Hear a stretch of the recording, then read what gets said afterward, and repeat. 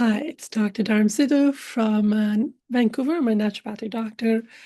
And in investigating the cause of health issues for patients, I've discovered that the cause is one of my least favorite topic, which is the cause is denied and suppressed emotions.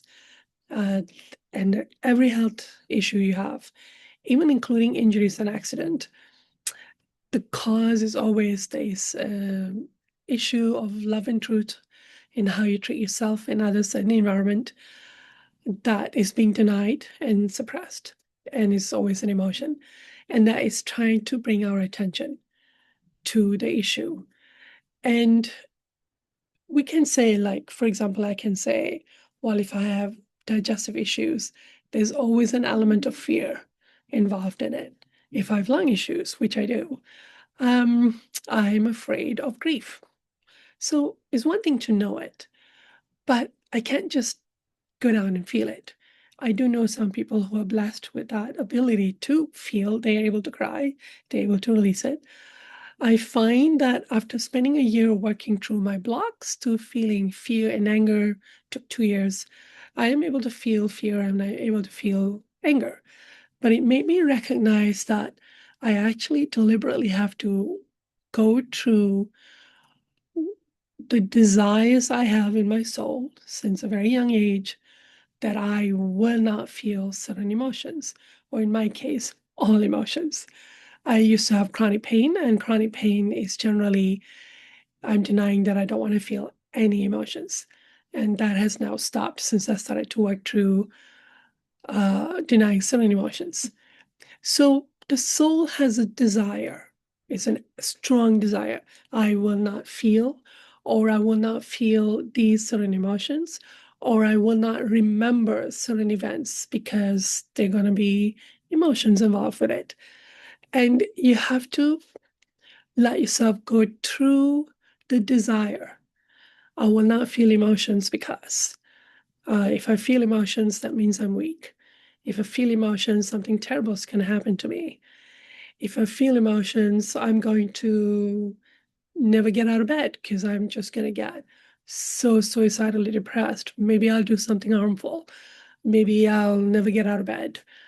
Um, and if I feel fear, then that means that I'm weak and I'll get targeted.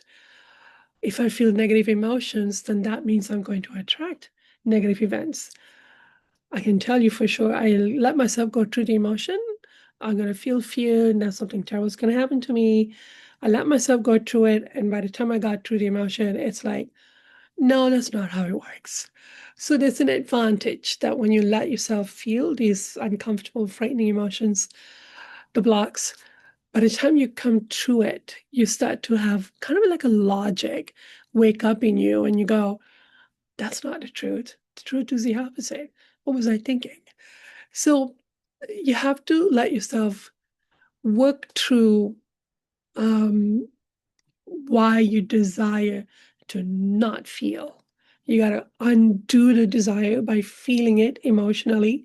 So it can look like you're having tantrums. It's usually anger. So you go through the anger.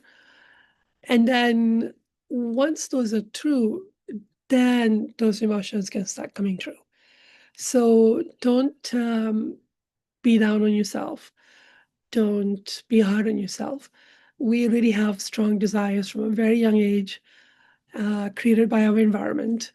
And then we just have to discover them and undo them. The health issue is helping you see that something is out of alignment, something needs to be figured out. So, for example, I had chronic pain. So, through going through this process, somehow the chronic pain disappeared. Now I just have specific pain in specific area, which indicates specific emotions.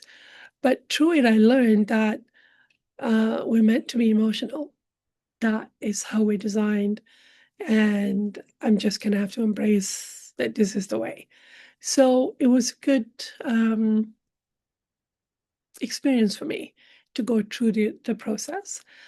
And generally, my suggestion is if you're working with healthcare practitioners, if you're on medication, carry on with those. It takes a long time to undo the desires, discover the desire, work through why you have to do this. Like, are you sure? It's good to be skeptical. It's good to want evidence, to have that desire. I need to know if this is true. But that all of these feelings are emotions, and let yourself go through the emotions. And then as you do, you will start to have your own experiences and your own faith that as much as I hate feeling emotions, or I believe, like I have a false belief that I can't access emotions, it's probably not true. Um, but I'm more connected to myself. I'm more willing to embrace myself as I really am. So I'm not projecting as much emotions, hopefully, to my environment.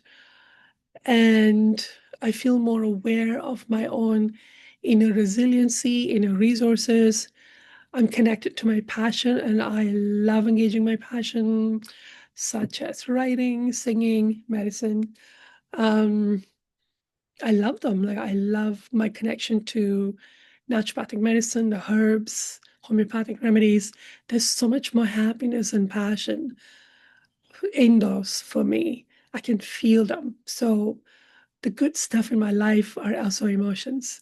So connecting to and becoming aware of being an emotional person because of my health issues has been a huge advantage for me. And there's also some undoing or retraining so that I'm modeling to my children. I did things the wrong way, and I'm undoing them, and I'm not saying anything much to them, but they can observe and maybe start to feel that they're also allowed to feel some emotions. Then they don't have to panic. Because generally, when children connect to certain emotions, parents panic, and then the parents kind of project an emotion to the child, shut it down. I'm not projecting that anymore. A few times my kids have said, Mama spent the whole night shaking in terror. And I said, oh, that is such a good thing to do. Releasing fear helps so much health issue improve. So it's a good role modeling. And I'm not pretending I really believe that now.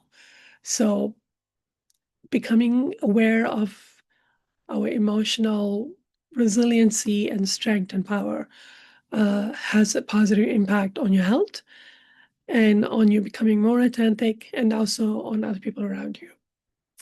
So those are my thoughts about how to undo the blocks we have created about emotions that then create health issues. Thank you for watching.